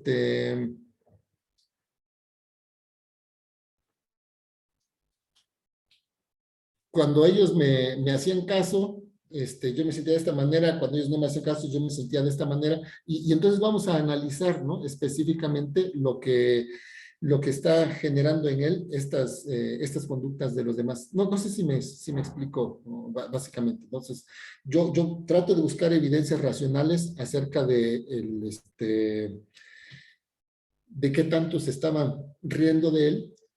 Y en el caso, pues, ¿no? Digo, por ahí llega una persona y me dice, pues, ¿qué crees? De los 25, 4 estaban jugando ajedrez, 8 estaban jugando fútbol, 6 estaban durmiendo. O sea, hay una evidencia racional de que, sí, en efecto, sí te estaban ignorando en la clase, pues, ¿no? ¿No? Ok. Y entonces empezaríamos a trabajar, bueno, ¿y de qué manera es un problema para ti que ellos no te hagan caso? O podríamos trabajar, o sea, en mejorar sus habilidades de comunicación, por ejemplo, pero es algo que decidimos como un objetivo que buscamos juntos, pues, ¿no? No sé si responde de alguna manera a tu pregunta. Sí, sí, en ese sentido, o sea, imagino mucho que la estructura que se le da al protocolo de intervención, pues en mucho tiene ese objetivo, ¿no?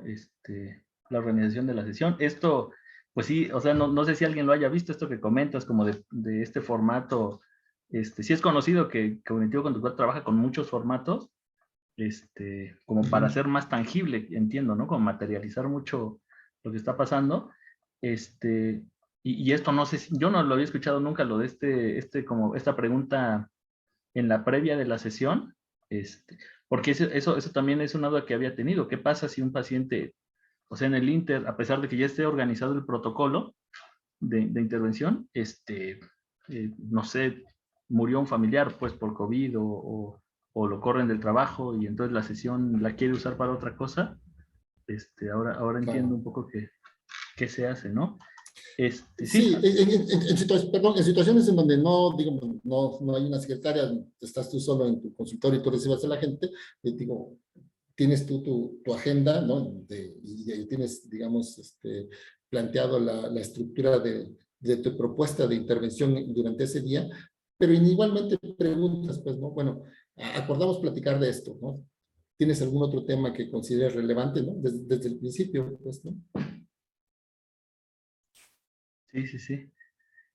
En el chat, Lorena preguntaba o comentaba, pero hay muchas ocasiones en las que no identifican la violencia o no lo toman como violencia. Claro, sí, digo, vamos, como todos, como muchos de los fenómenos, pues no son lineales, ¿no? Normalmente son como un continuo y es como difícil, vamos, hay cosas que son claramente violencia, pues, ¿no? O sea, un señor que le da una cachetada a su esposa es, digamos, claramente es violencia, pues, ¿no? Pero actos menos extremos, cada vez menos extremos, cada vez, digamos, por un lado tenemos un acto de mucha bondad, de mucho amor, un beso, pues, ¿no? Y en el otro extremo una cachetada, pues, ¿no? Digamos, los dos extremos son claros que uno es una manifestación amorosa y el otro es una agresión física, pues, ¿no? En este continuo, ¿dónde empieza uno y dónde empieza otro? En efecto, si hay alguna complicación, ¿no? Y nuevamente aquí el asunto tiene que ver justamente con las interpretaciones, tiene que ver con el sistema de creencias también, ¿no? Para mí a lo mejor no es violencia que mi esposa me diga, oye, ponle ¿cómo se llama? Tu ubicación en tiempo real todo el tiempo que vayas a salir de la casa, pues. Yo lo puedo vivir como una experiencia amorosa, pues, ¿no? Cuando en realidad podría ser, pues, una manifestación de violencia, de control, ¿no? En este sentido, una cuestión, y esta es una parte como muy importante, pues, ¿no? La experiencia subjetiva. Si nosotros, por ejemplo, estamos, pues, si mi esposa y yo estamos de acuerdo en que podemos que es como una regla que nos hace sentir muy felices a ambos o muy cómodos a ambos, que siempre que uno salga le pone su ubicación en tiempo real al otro y eso nos hace funcionar de alguna manera pues cómoda. Habría que cuestionar qué tanto tendríamos que modificar esto si es un patrón relacional que nos ayuda pues en la relación de pareja. Ok, tiene levantada la mano. Sí, adelante Isco y después Lee Guillermo también, por favor. Hola, antes que nada, buenas noches a todos. Pues a mí me surgieron dos dudas. Bueno, voy a plantear la primera. La primera es, bueno, ¿qué es lo que define o cómo se define una evidencia racional? Porque al final de cuentas, aunque hay aspectos generales de la razón, pues la racionalidad en tanto que interpretación tiende a ser subjetiva. Pero sobre todo, o sea, ¿qué es lo que lo define? Lo define el terapeuta, lo define la episteme o bueno, podríamos llamar este sistema de creencias del paciente, o a partir de qué se define esta evidencia racional. Es mi primera pregunta. ¿Sí? Bueno, cuando nosotros hablamos de evidencia racional, en realidad lo que estamos tratando de buscar es si hay estímulos físicos que pudieran, digamos, apoyar tu tu percepción, ¿no? ¿Qué evidencia racional tienes? Lo que tratamos de hacer básicamente es hablar como de una, yo diría como de una definición operacional, ¿no? Del tema del que estés hablando. Todo ahorita que decía yo, pues me ignoraron. Bueno, definamos operacionalmente, vamos, no es algo que hagamos, ¿no? Yo estoy tratando de responder tu pregunta en los términos que planteaste. Definirla en términos operacionales nos ayudaría a describirla en términos de conductas, obviamente, ¿no? Y eso podría ayudarnos, ¿no? Entonces, por ejemplo, ¿qué evidencia racional tienes de que no te estaban, de que te estaban ignorando? Bueno, pues una evidencia racional en términos operacionales sería, pues lo que yo decía hace un momento, ¿no? Estaban jugando ajedrez, estaban jugando fútbol o estaban durmiendo, pues, ¿no? Básicamente sería eso, ¿no? O tratar de definirla en términos operacionales para que pudiera, como haber un consenso entre ambos. Y la pregunta es, con base en los patrones relacionales que hablabas en la terapia de pareja, ¿qué garantiza que los patrones relacionales no regresen? ¿O a partir de qué? ¿O solo se resuelve caso por caso? Por ejemplo, en el ejemplo que pones con respecto de lo que ocurre con esta persona que tiene, no sé, que siente que lo ignoran, bueno, que no puede exponer o es tímido, etcétera, ¿no? Con el ejemplo que diste. O sea, va a ser cada vez que quiere exponer o presentarse ante un público o hablar ante un público lo que se va a trabajar, o se trabaja de una forma que el proceso que hace en una ocasión siga funcionando. O sea, a eso me refiero, pues, ¿no? O sea, cómo estos patrones relacionales, porque al final de cuentas, creo que los patrones relacionales, con base en lo que dijiste, intervienen también en cómo percibe el sujeto su realidad, pues, ¿no? En este sentido, como las dos personas que están jugando ajedrez, ¿no? O sea, al final de cuentas, desde un aspecto, bueno, esta persona, con base en lo que dijiste, insisto, dice que no le estaban haciendo caso porque estaban jugando ajedrez, pero la realidad como tal puede ser que los que más le pusieron atención, a pesar de que haya sido una atención sesgada, pudieron haber sido estos dos jugadores, ¿no? En un ejemplo. O sea, pero por eso, a eso me refiero, o sea, ¿qué garantiza que los patrones relacionales no regresen? ¿O es solo contextual y casuístico? No, la idea es que la experiencia subjetiva se modifique de tal forma que pueda influir digamos, en la conducta futura, ¿no? Digamos que lo esperable es que alguien que pueda tener una experiencia positiva, ¿no? Tras un trabajo, no sé, hablamos, por ejemplo, de una fobia, ¿no? La fobia a los aviones. Ah, bueno, se trabaja con una persona para que pudiera, digamos, vencer este temor a los aviones, ¿no? Y lo esperable es que a partir de ese momento pueda subir a un avión, pues ya porque es, digamos, un miedo superado, pues, ¿no? De hecho, pues por sí mismo, ¿no? Esta idea que me parece que es importante, ¿no? El éxito repetido en la acción es lo que va dando el sentimiento de seguridad, ¿no? En este caso, por ejemplo, pues, ¿no? Entonces, digamos, lo esperable, ¿no? Es que si una vez abordó el avión y logró superar este temor, ¿no? Digamos que lo esperable es que en las ocasiones futuras esto sea algo que vaya a poder conseguir. Nada garantiza que sea un proceso irreversible, pues, ¿no? Yo creo que ningún modelo garantiza que digamos, un problema sea irreversible, pero lo esperable es que cuando se supera, cuando, digamos, puedes enfrentar exitosamente alguna dificultad, en el futuro puedas seguirlo haciendo de esa manera exitosa. Okay. Gracias. Sí, gracias. Gracias, Cisco. Adelante, Lick, Guillermo. Sí, muchas gracias. Pues En primer lugar, para agradecer y felicitar al licenciado, que su exposición muy clara, muy brillante y muy valiosa, ¿no?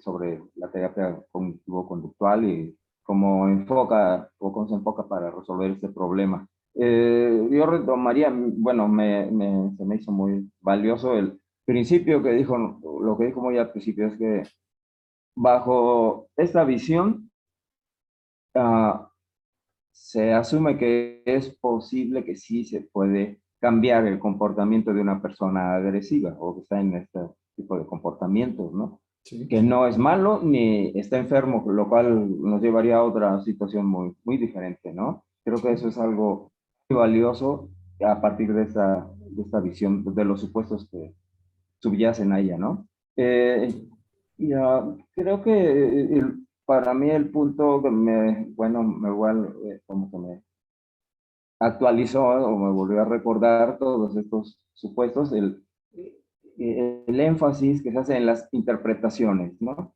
En la interpretación que, más allá, diría yo, más allá de la terapia, todos hacemos interpretaciones de lo que nos sucede en nuestra realidad, ¿verdad? Entonces, fuera de cuestiones terapéuticas, sino como un uso todavía práctico, más práctico y encaminado a la búsqueda del bienestar o de la felicidad individual o de un equilibrio para nosotros mismos y en todas nuestras interacciones o todas nuestras relaciones, sería que sistemáticamente estuviéramos como lo que nos pone al final, ¿no? Identificar nuestras actividades cognitivas, nuestras interpretaciones, nuestros patrones de interpretación que los tenemos todos, ¿no? Que pues dada nuestra experiencia, nuestra vida o nuestra individualidad lo hemos venido aprendiendo por múltiples y muy complejos factores, ¿no? Le agradezco mucho que nos haya puesto esto sobre la mesa, que podemos retomar para a nivel muy individual o en la terapia, mucho más valioso para las personas que actualmente estén en terapia y con casos tan delicados como los que usted está tratando. Muchas gracias. Gracias, Tato. Gracias.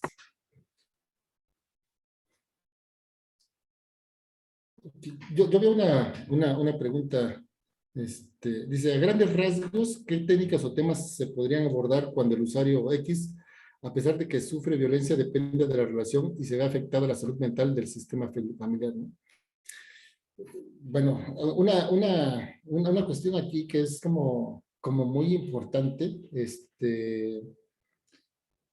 y yo no sé si sea una respuesta adecuada, pues no sé si estoy entendiendo bien la pregunta, pero un problema de la terapia es que la terapia no es para quien la necesita, pues es para quien la quiere. Nosotros podemos conocer a muchas personas que necesitan claramente estar en un proceso terapéutico, pero si simplemente no lo quieren, pues nada más no van a poder estar, no van a incluirse en un proceso de esta naturaleza, ¿no? Entonces, cuando una persona sufre de violencia, ¿no? Y esta persona, pues, depende de esta relación. Bueno, pues, si llegara a, a un set terapéutico, pues me parece que la parte central sería pues, trabajar justamente con esa dependencia, ¿no? O sea, cómo es que, cómo es que concibe, yo diría, mire, por experiencia, ¿no? Por experiencia, diría que al final de cuentas, cuando hacemos este asunto de la flecha descendente, perdón, este, este ejercicio termina en una idea, ¿no? O termina en la idea de o no me quieren o termina en la idea de no soy valioso, pues, ¿no? Entonces yo diría que o sea, al final de cuentas una persona que depende en una relación de otra persona, pues el tema es o no se siente lo suficientemente digna de ser amada por alguien más, o no se siente lo suficientemente valiosa como para enfrentar en la vida sin estar al lado de otra persona, pues, ¿no? Entonces, bueno, yo diría que eso serían, pues, básicamente los aspectos aspectos a trabajar con una persona en una situación así, siempre y cuando, pues obviamente, llegara a una terapia, pues, ¿no? Nadie la podría colocar en esa situación si ella no asume, pues, su necesidad y su compromiso de estar en un proceso de terapia. Ok. Había otra pregunta en el chat, creo que igual responde un poquito lo que acabas de decir. Dice, estos, me imagino que se refiere a como a la intervención. Estos también aplican los trastornos de ansiedad, específicamente en las fobias o en TOC que aparecen en mujeres abusadas o maltratadas con anterioridad. Sí, justamente, de hecho, si yo pudiera señalar dos fortalezas de la terapia cognitiva, justamente es el abordaje tanto de la depresión como de la ansiedad, pues, ¿no? Y de alguna, de alguna manera, estos trastornos que mencionan, pues están de alguna forma ligados, ¿no? Porque ustedes saben que,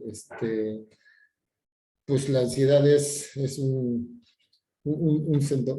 temor sin objeto y hay un supuesto de que una fobia es, digamos, como un intento de materializar la ansiedad en un objeto específico, pues, ¿no?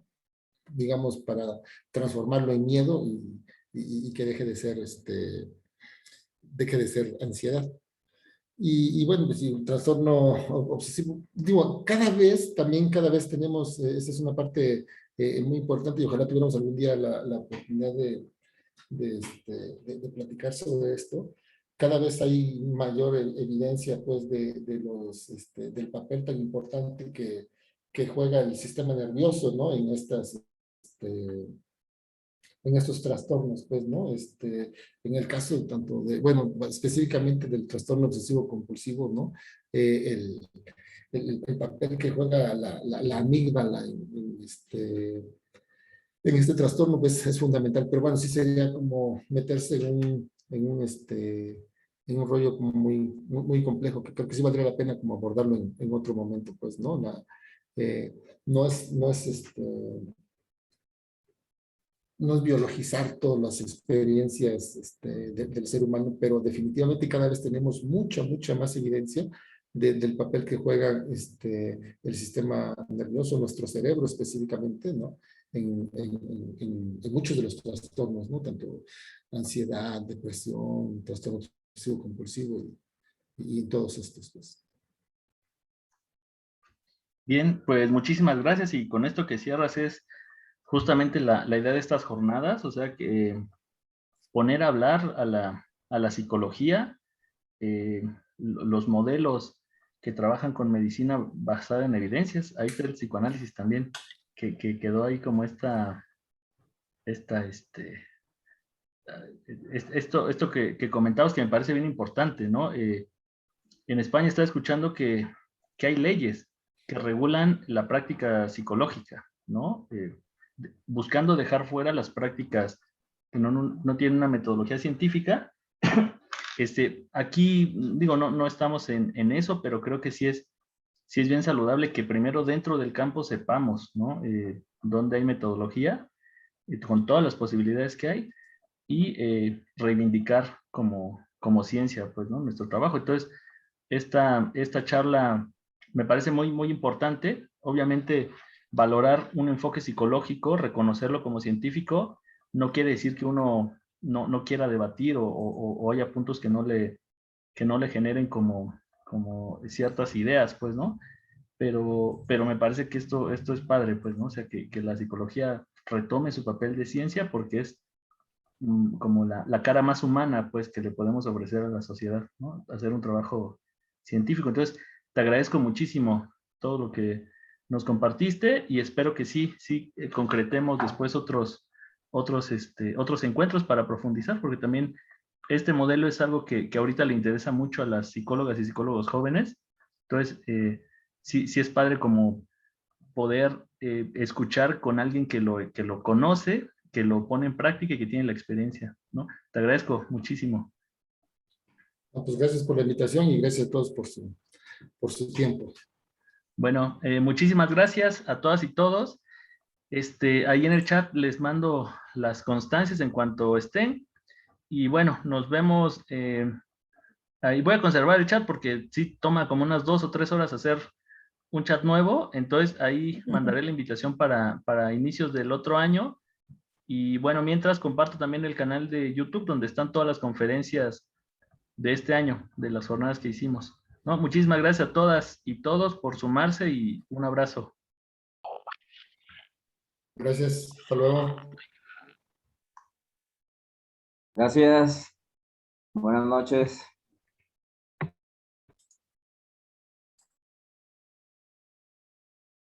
Muchas gracias. Buenas noches. Gracias, buenas noches.